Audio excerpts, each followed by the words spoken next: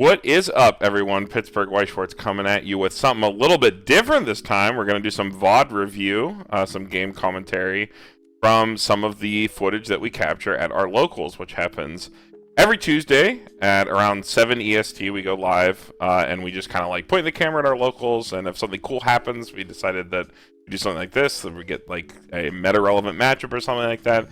Something we wanted to share, just commentate on what goes on. That was always sort of the plan. And this is our first opportunity to do it now that we have a little bit of a lull between set reviews and meta deck techs and stuff to get out. We finally have some time to experiment around and do something different. Joined today by Andy and Brian. As usual. Hey, what's up, guys? I got my notebook here. I'm ready to write down any notes I see for this thing, taking notes so I could play on camera next time. So here, this mashup, we have our one local Zach on MTI, 8 standby, and our other local Tanner on Rushia, Cornet Rushia. If you went to Houston, both of them were there for BSF. They were on the same team. Reppin' Pittsburgh with the shirts that Brian made. And then Zach was also with me and Hanson in New Jersey. On Slime there, not on Mushoku, but still. So if you're either of those, you know who these people are. So, all right, I think we can just get right into it. We're going to go at 1.5 speed. If that's a little bit too fast, we'll slow it down. And we'll just get started. Just so that they don't sound like chipmunks. I don't have the audio on, so I'll have some background music going. The player. I will say I do like the playmat choices. Zach with his Pokemon Championship mat and Tanner with the 69 melody.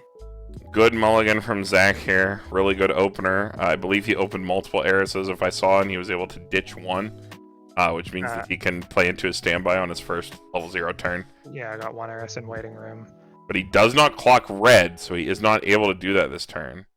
Looks like he's going for a Rudyard play. Interested to see what he searches out here. Probably. Yeah, Tanner ditching a Corona there in his opener is interesting. Pretty telling that his hand is pretty good. Yeah. If he can afford to ditch a Corona like that. How many did he mulligan? Tanner mulligan 3. Yeah. I was gonna say maybe he's just digging for playables. It's possible. Either that or a climax. Like Rushia, the weird thing about Rushia as opposed to Kanata is that because he put the red in clock, the filter, he's able to standby out the Aris on his first turn. Like clocking blue. Very nice. Mushoku has so much tricky stuff they can do with that Rudyard. The Rudyard's a super cool card. The Snow Sprite is super versatile. So Tanner going to 0-4. He opens the God card. Wow, the play you never see from Hololive. And a Shion chooses not to challenge the Rudyard, which is pretty interesting here. We'll see how that works out for them. I don't think that's correct. I think you're supposed to trade off that card. How big's the Shion? The Shion is also 25. Oh, okay, yeah, maybe you should probably crash there. I'm pretty sure you're supposed to trade there. Zach stays at 0 another turn. Maybe not exactly what he was looking for. He could have probably presented 2 lanes of 8-5 Eris there if he went to 1 first. But now he's got the time. He's got all the time in the world. As you can see here, he just moves the Rudyard over. And like... offering the trade. He's going to challenge himself, yeah. Tanner can swap the board around, but in that like scenario, I don't think Zach cares, and I think Tanner's just spending stock that he doesn't have to. That could be maybe Tanner was just trying to get the damage in while he can with the open lane, and if Zach wants to hit it on the way back, he can. Yeah, Tanner does not swap. I don't think he swapped here because until he took that 1 damage there, he didn't have blue in clock. So you want Aqua to die so you can set your blue for level 1 ducks. Alright, so it looks like Tanner levels here. Back hitting a standby, putting out a Rudy runner just to have one. And it looks like Zach sided. That's pretty interesting, actually. Shion. Well, I guess he didn't know when he declared his attack that he was going to stand by another card. Yeah, that's true. But Eris is 7-5 all the time, so I guess it doesn't really matter. The Shion's actually really annoying for Zach later on, so I would definitely want to trade that off as quickly as possible, but we'll see how that affects the game going forward. Tanner does have his... It's got all the colors of the rainbow. All the colors to be able to play as Ozset level 1. Ideally here, Tanner slams 2 dogs and tries to maybe challenge that Eris. He can clear it because Zach's still at 0 and cannot play a backup if he plays an additional power pump. Yeah. Or just fills his board. But we'll see what Tanner opts to do here. His hand was pretty good. Potentially looking at a drop salvage, goes for the Azusa instead. Potentially fishing for a Corona. What did he stop on there? Oh, Rushia? Okay, he stops. That's interesting to me. Stopping. I would want to just turbo my entire deck away. But maybe he has a lot of climaxes left and is he even over here? Middle Corona is like 7, right? Okay, yeah, he's... Yeah. I think he's tied. Currently? 4-5, 500 times self. This goes up to 7. Yeah, it's tied at 7-5. Oh wait, it counts itself. Yeah, 7-5. Yeah. Yeah, here it goes. They're like, what are we doing here? Yeah, there we go. They tied. If Tanner played another card, he would have been able to beat over there. This is a really good way to punish Mushoku players that put their Erises in front row at 0. Not realizing the power thresholds. I think, like, you know, this is probably something that never happens again for Zach. Sure. Zach probably remembers this exact scenario and it never occurred again.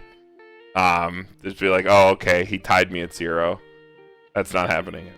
I mean, it's those little matchup-specific things that make, make finessing some of the matchups in this game so tricky. And here we go. Probably would have been worth for Tanner to like play another card to the back row, like you said, if he had something. Maybe he didn't. Or well, it looks like Zach might have not even cared there. He might not even give it a shit because he just played 2 Airs from his hand. Just barfed 2 more down. There was perhaps, but it does matter. Like you want to not leave open lanes against standby because the whole meme standby doesn't push damage. They do, but they need to win board to get the open lanes. So there's the accelerate with the Ghislaine. But whenever you can like trade with something profitably, it's good. The crazy thing about Mushoku is that I saw a comment today in one of the Discords about how like Mushoku is a 1k1 deck masquerading as an 8 standby deck because the Eris is actually so good and refills your hand on the turn you play it, you're completely comfortable playing it from hand. Yeah, for sure. Which is something that Zach has definitely adopted. This is a couple weeks old, but Zach's been grinding a lot of Mushoku, and I know he's realized that like you're completely comfortable just slamming down these Erises from hand because they're so broken. Oh, absolutely, yeah. It unfortunately doesn't look like he has a Ghislaine. As long as Tanner stays at 1, this is fine. The problem is if he doesn't. But Zach going in with the Ghislaine here first, probably trying to mill a 2-2. And there is one for a successive standby turn. Or standby trigger. Depends if he gets one here. Probably has twin drive on this last Eris. I think if he wants to do it. Usually what you'll see is if Mushoku does not, they will just like that dig for a trigger for the standby because they get so much value out of getting a second standby trigger out because of the way their power lines work that it's worth going down 1 compression. But Tanner does level. Is he sculpted? Rushia's at level 2 now, yeah. Is he sculpted is the question. Saw him take a Rushia, so he's got at least that. It is not like uncommon in Rushia decks where if you open the flare, you just never throw the flare again. Oh, so if you throw it away early, sometimes it can be a huge pain to get back. So it is very possible that Tanner's actually fully sculpted and ready to go here. Because Tanner's played a lot of Rushia. He's like these players are very familiar with these matchups. Yeah. Both very good with their decks, but I don't know. It didn't seem like he had a whole lot of time to set up there. He kind of got shot to 2 really quick. He probably wanted to know. Tanner has only had 2 turn cycles. Like he's only had 2 turns. Tanner counting on his plays. He's doing the math, so I bet he has it. Yeah, I think he's probably good to go here. Which is actually pretty bad news for Zach. Zach was not able to get his 2-2 lane out. It's going to depend on if Zach can basically game another turn at a lower level to like try to put something together. Yeah. But we'll see how it unfolds. Starts with a Coco. Searching for something. Tanner stops. He is didn't hit what he was looking he is for in there. deep thought. Assuming he was trying to hit something with the mill 3 there for his drop salvage that he did not hit. Possibly a flare. Both his flares are still stuck in deck. That's really bad.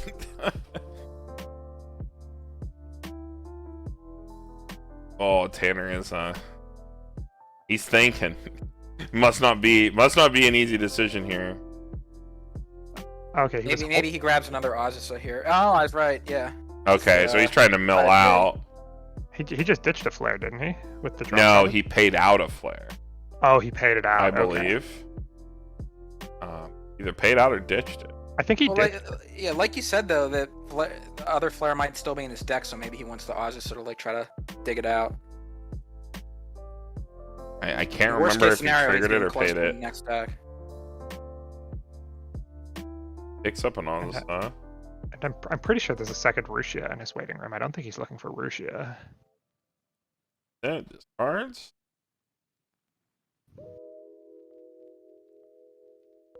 Stopping on sheep, thinking about it. Interesting. Tanner's hands are up in the air. Yeah, and it looks like Zach is laughing. So something terrible has probably happened. Which sheep is that? Is it the early play one or the? Yeah, the early play that bottom decks. Yeah. Dunker thing to bottom deck. Yeah. Can he hit back row with that? No. No, yes? Only front row. No, you can't. I don't think. Yeah. Well, it doesn't look like Zach has the Eris out or the lane, right? The one that pumps power. Climax. Setting up for Rushia next turn then. That's still a really bad situation. Yeah. And Zach is not punished for not presenting the Ghislaine if Tanner goes in with this. Tanner's being really greedy with that Shion too. Like, he knows it has value, but like in this matchup it's not as much. It's better in the 1k1 matchups that really crutch on the 1-1 Adachi's being like thing. And Tanner just goes in. He's just swinging, yeah. Triggers a pants. Okay, so this is a situation where there were a lot of climaxes left in deck, it looks like. Yeah. Or a decent amount left in deck. Tanner does not salvage. Wants to keep his compression. It doesn't get the extra stock off the sheep. No, can't. Oh, yeah. One of these. Maybe he didn't have the pants. Oh wow! Ouch! Woof. That is not what you want to see. Maybe he hard encore something here just get that shit back. No, you need 3 stock to early play Rushia. You need 3 stock to early play Rushia, so he's in an even worse position. Yeah, but that's like a lot of. Like, if it was just 2, maybe I wouldn't pay it out. But with 3, maybe you just like take the L on that one and say, I gotta pay this out here. Was that 3 pants? It was pant. Yeah. 3 pants. And he grabbed. Maybe that's like. Yeah. Maybe that's what you do. Maybe you do just to salvage your compression, even though and he climax swapped into pants. So he definitely didn't have the pants that turn. That's what he was looking for. Yeah.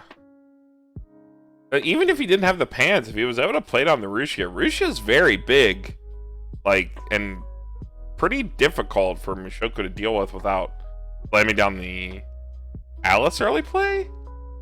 Like, so, I don't know. I feel like the climax swap there was a little strange. Like, you could have just triggered and taken it, like take the compression -1 as opposed to the stock. Since like you're kind of playing on the back foot anyway. I guess, but then he would have had 2 climaxes in hand and triggered 3. Now his board's open. He's just praying that he stays at 2. Yeah. Hope to stabilize. Tanner, to note, opted not to pay his stock out there. And see, Zach's prepping. Zach is in grinded in mode. Yep, he goes and picks up the Eris early play. He's just gonna try to put out the like grossest board that he can on this free turn that he's been given. And I'm gonna be honest, Zach probably runs away with it from here. This is pretty rough for even Rushia to like not to come back against. Shoku's like the king of like grinding it in. Yeah. After they've established some sort of like any form of advantage like on board, they really can just abuse it. Burns the one. The deck plays ahead really well. So Tanner's shuffling back 4 here that we know of. Refresh point comes first now. Yeah, Tanner refreshes 4. He cancels even once, he's happy. Yeah, right.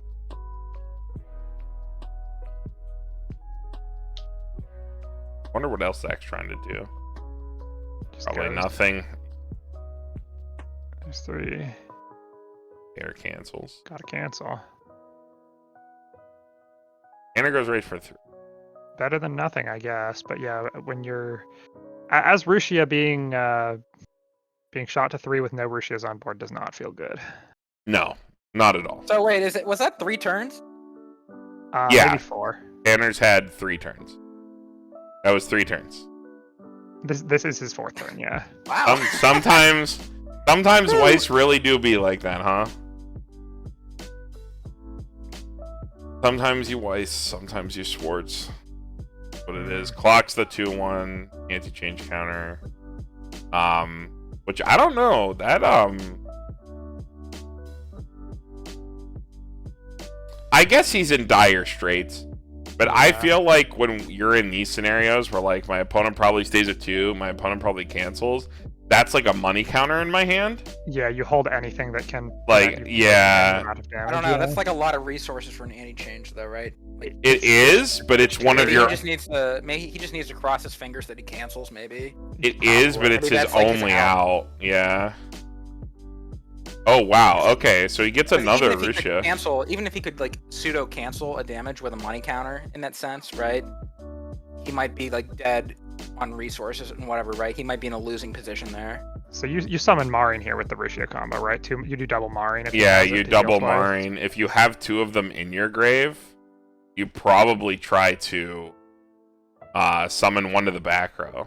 Yeah, I just saw, to have another attacker for another. Definitely saw 1 Marine hit waiting room there. Off the. He had to level 1 earlier, so he's down to only 2 copies. Both copies are in his grave. That's very good for him.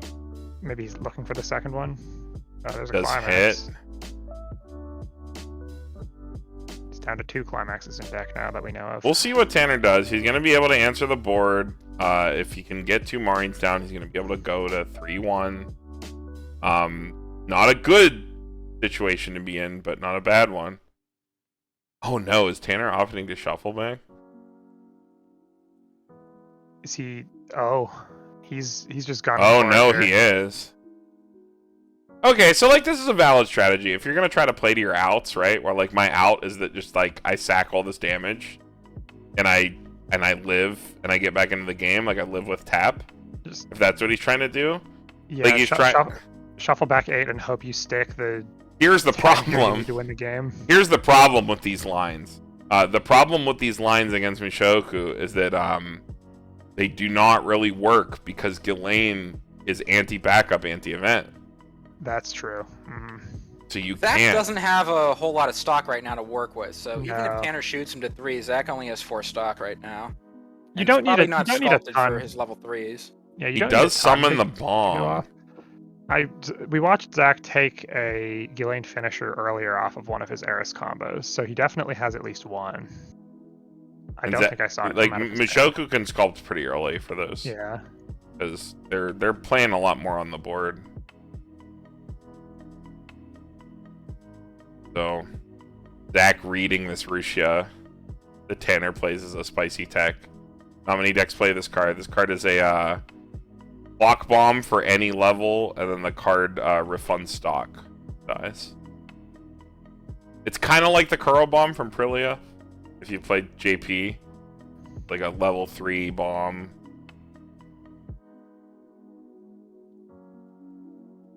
Tanner triggers. That is probably not what he wants to see.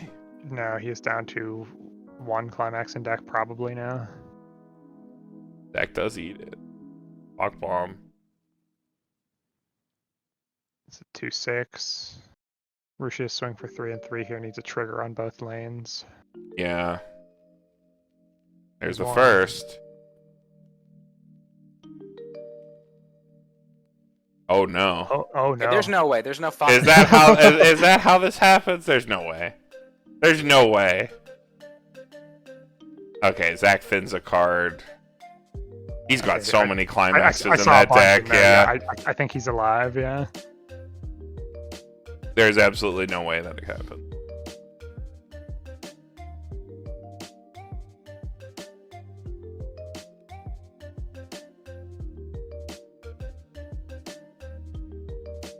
That gets the spammable. Interesting. Maybe there's just nothing better to take here. Maybe, yeah. Or, you know, that's a draw ditch. Maybe he doesn't have the standby and he just wants another crack at getting it off his draw to close the game since Tanner's already behind. That's a possible line. And there's a 4. Yeah. And Zach canceled. As expected. As expected. Zach has a 8-card hand. Everything he needs. Yeah, Tanner puts the foil on his board for extra power. Tanner has like 1 climax in deck. It looks like he might have like 10 cards in there still. He's in trouble. Zach cannot double combo. Only single combo. But I don't know if you need to double combo. Yeah, I don't think it matters. Zach is turning off all forms of interaction with the Glean. This is why I think a lot of the like mid-game both mid-game Hololive decks, right? When you're playing against Mushoku, you have to realize that you cannot use your defensive counters against this deck because of how the Ghislaine works.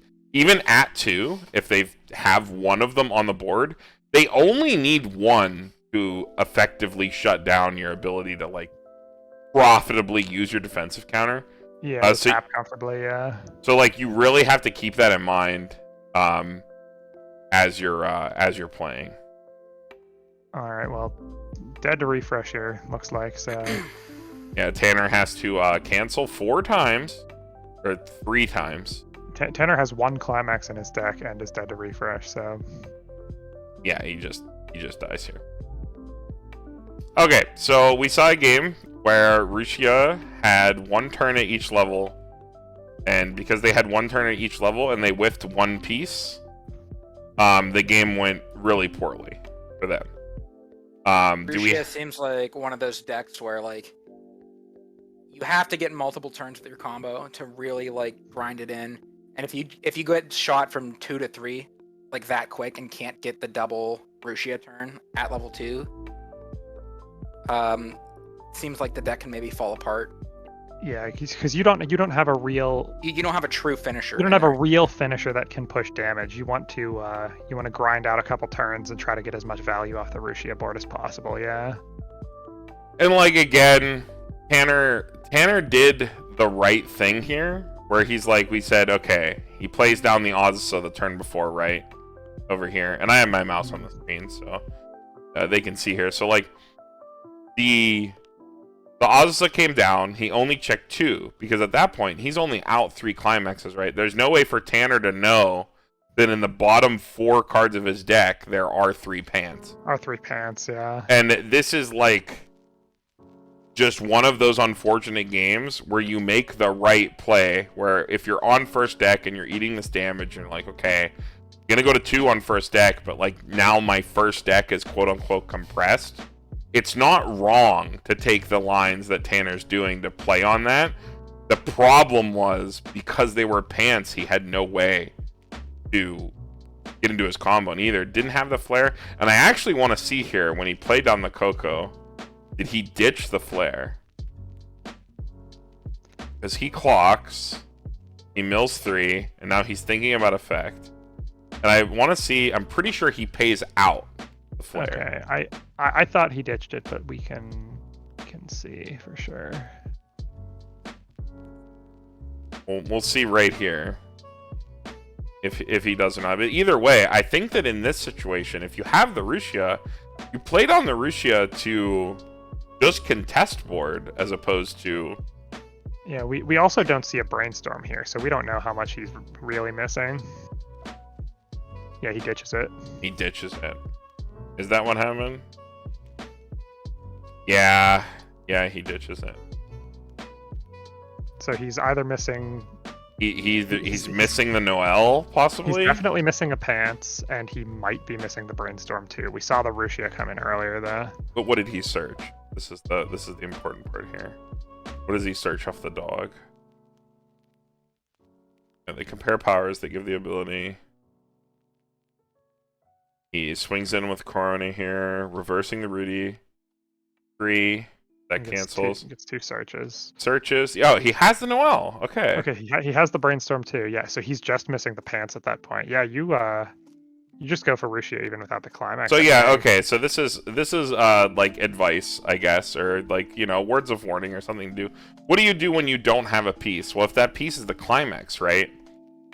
You have to remember, Rushia is a 13k hand-on core body. That's a sticky body. Yeah, she still has hand-on core. You just go and swing for 2. Yeah, you just put it down, you clear the lane, and again, if you haven't seen these climaxes, right?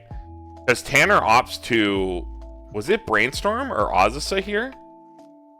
I don't think you touch your deck at all, because even in the situation where you trigger twice, right? We don't ever play around triggering 3 times. If you ever trigger, because if you trigger 3 times, you just probably lose no matter what. If you trigger twice on your attack step after you have a Rushia down, you probably triggered a pants. You can grab a pants for the next turn, and then your Rushia, you know, it's gonna stay on the board unless Zach can sculpt for the Lilia, which I don't even believe he plays, which Tanner has like a good handle on at this point in the game based on Zach's grave here, how thick his grave is. So Tanner can probably get a good handle on if Zach runs the Lilia, which is the stock kicker, right? Which card removes from the board. Get a good handle on if Zach runs that card, or if Zach is holding it. Make an evaluation whether on Zach holds it or not. Play down the Rushia as a body, swing 3 times, try to sit on this like super high compression, and even if he triggers twice, he either gets extra gas with a choice, or he gets his climax for his follow-up turn with his Rushia that he can hand on core. And I think that would have been a much better play, which would have kept him in the game a lot longer than the 4 turns that he had. Mm-hmm. And like, I don't know, there's not much to say about Zach's side. Zach did exactly what he was supposed to do, given the information that he saw happen in front of him, which was grind that in. You grind the salt in the wound until they die. That is how Mushoku works. Tanner is lying on the ground with a knife in his heart, and Zach just goes in and twists it. Yeah, basically. But yeah, I don't know if there's any more else to like say about like the actual play. I guess there's stuff to say about the matchup. Andy, sorry I cut you off there. No, all I was gonna say is, don't want to like undermine like the good reactive plays from Zach, even though like he was getting lucky and playing from ahead. Well, that's what you're supposed to do, right? You need to be able to capitalize on those Yeah, so that's good skill on Zach's part. And as far as Tanner's side of it goes, I have not really played with the Rushia deck. I've only really played against it, but it seemed like he did a pretty good job of just trying to play to his outs, but it just seemed like everything that could go wrong did go wrong. Trying to like dig for his combo pieces, then just triggering all his climaxes. It's just like sometimes when it rains it pours. And even at the end there, he was maybe, if he could have cheesed out another turn, he might have been able to get it. So I think he like did a good job playing into his outs at the end. And always something important to remember with game commentary. All 3 of us are outside the sauce, as we like to call it, right? Yes, absolutely. When you are outside the sauce, it is a lot easier to see these things. Like this play we just talked about, where Tanner doesn't mill, he plays down the Rushia as an attacker, he shoves these cards up, and he just goes 1, 2, 3 and sits on the Rushia. That is something we came up to after watching this footage back twice and watching this information. When you are in the moment, it is a lot harder to make those kinds of decisions. For sure, yeah. Yeah. But I think from a game commentary perspective, I think it is worthwhile going through and looking at these games where everything doesn't go perfect and analyzing, what you can do in those situations where everything is going horribly wrong. Yeah, like you're out in these scenarios where you trigger 3 climaxes in a row. Mm-hmm. Like it's pretty, that's pretty grim. But you still have options there. Like even though Zach's like level ahead, Tanner plays to his out by trying to push as much damage as possible to equalize game state and gambling that he lives. Which is like, the best you can do. I don't even think that's like a bad idea, because Mushoku can have some good stopping power at the top, but they need to have the stock to do it, right? The Ghislaine combo, it's pay 2 on attack. Pay 2 on attack, burn 2. The way Zach is now, like, he's only going to be able to get a maximum of 1 Ghislaine combo, so that's just 4 instances of damage total. Mm-hmm. So reasonably, Tanner could maybe, cancel, a couple of the hits and like live at like 3-4, 3-5. Which gives him a whole nother turn, right? Yeah. Yeah, he doesn't have to worry about a lot of damage on the swing back, so he can maybe take an aggressive line and just cross his fingers that he cancels, and that's maybe his out here. Yeah, because unfortunately he put his foot on the gas there, trying to get that last bit of damage and trying to kill Zach, with all he had left in him. And then he triggered one of the 2 climaxes he had left in his 15 card deck. So, which is always the thing on that play. I think there are small min-maxy things that Tanner probably could have done, even with the line that he took. Like we're talking past this turn, right? I think blocking anti-change counter is really, really overzealous. Brian and I mentioned that almost immediately. Like Tanner clocks the ACC here, the dig. And maybe Tanner wasn't capable of clocking any other card, but those are cards that get you back into the game despite their really high cost. So throwing that option away might have been a grief depending on how the way the game went, but it's impossible to tell. But you don't want to cut your options off. It's like I have this argument with about Weiss all the time, like getting sacked and opening yourself up to the opportunity of getting sacked are completely different things. Yeah. And being able to recognize which is pretty important. Because cards like anti-change counter are highly costed for a reason, because depending on your opponent's attack order, they both negate some amount of damage, usually 3 damage, but also potentially deny your opponent a stock as well. Yeah, denying resource generation is huge. Especially in the end game, when you're in these situations where people take opportunities to start what I like to. It's different in Weiss, but I call it racing. When people go start racing, when things are going bad, where I just go, oh well, I'm gonna start racing you now. I'm just gonna try to just start racing you down and killing you. Mm. I don't know what you'd actually call it in Weiss. I don't think racing is completely apt the way you would do it in Magic or Hearthstone or a game like that. Where life totals and things like that are a little bit more discreet.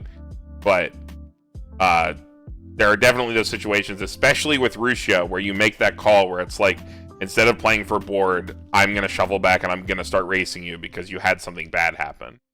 As opposed to Mushoku that goes on the other way, where oh, I saw something bad happen, I'm going to be as defensive and slow as possible and grind you into the dirt with my But move. I mean, I guess to be fair here, though, how good is anti-change counter right now, right? Zach doesn't have any level 3s on the field right now.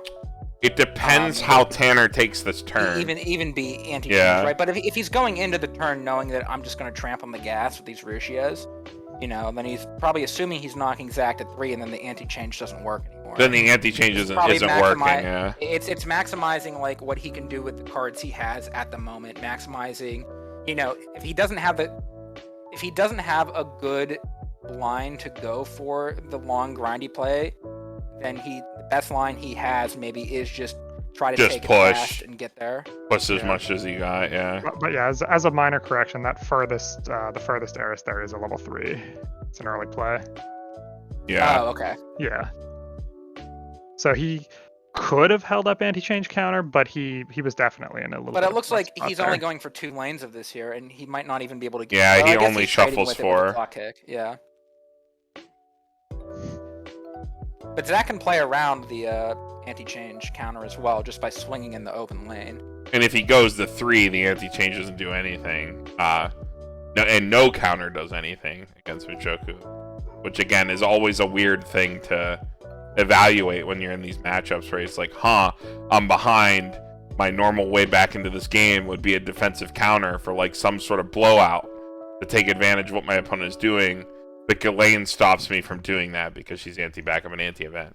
So you have to kind of like take your opportunities early before they get to 3, because you can't use your tap, you can't use stuff like that.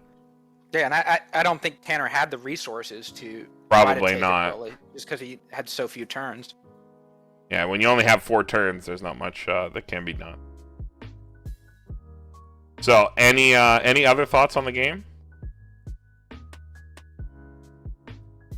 I think Tanner played it really well. With the hand that he was with what he had. I think he was able to roll with it the best he could, and he almost brought it back there. So, I think it was overall really solid play on his end. And Zach did what Mushoku does, and he played his part in the matchup.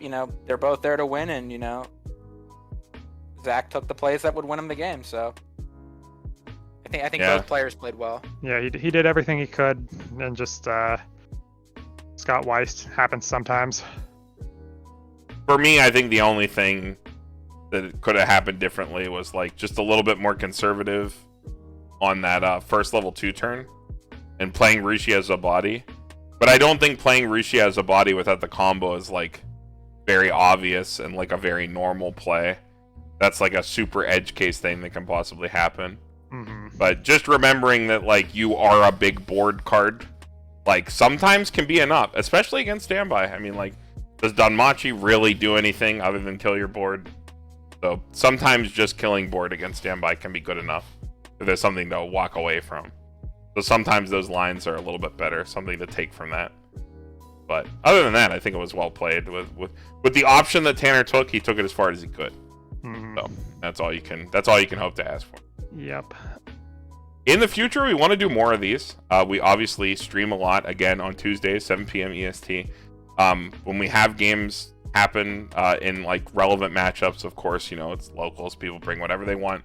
We kind of scrub through and just take the first meta relevant matchup that we can find that we could talk about for things like this. But we definitely want to do it more because it's easy for us to do, and I think that there's not enough of it. The only big channel that does a lot of game commentary is like Tressus Collectibles. They do the open hand, like every time a new set releases, they have at least like 2 or 3 gameplay videos. So, but other than them, there's not a lot of other places out there doing like post-mortem game commentary, like after the game ends, everything.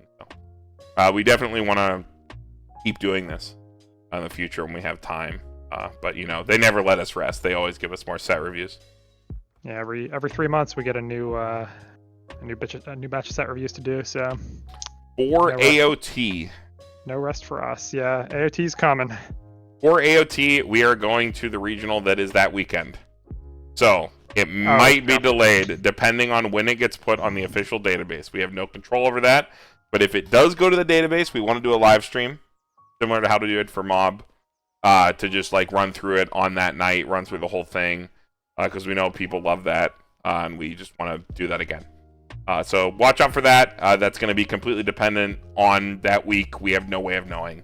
That is completely on Bushiroad. On when Bushiroad gets the cards up onto the official card database. Yeah, that is the earliest I can make the slideshow. Regardless, keep an eye out for AOT deck decks, because I know that's a set that a lot of us here in Pittsburgh, the competitive players here, are like really invested in.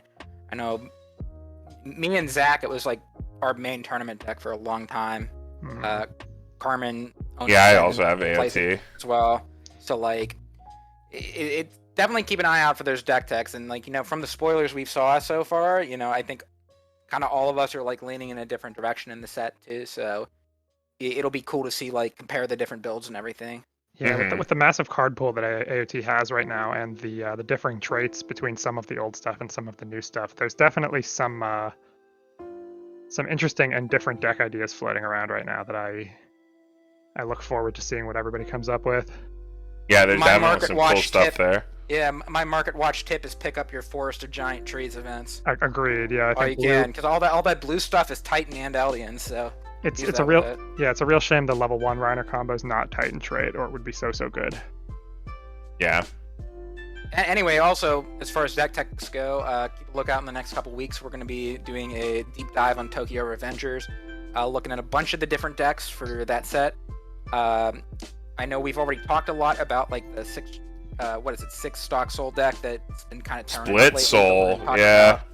We're going to talk about a lot of the other decks you can do with the set, like 8 pants, 8 choice, 8 standby. And I didn't forget about you fake Grand Order players either. We have 8 bar deck tech coming up for that as well. Yeah, Ozymanthus green deck. Oh yeah. All right. And again, we are going to be at Chicago and Toronto for sure. This upcoming season. As of right now, yep. So if you're gonna go to those, definitely look for us. It'll be sick. Love to meet people, talk about the channel, talk about White Schwartz. All right, with that, Pittsburgh White Schwartz signing off. We'll talk to you guys in the next one.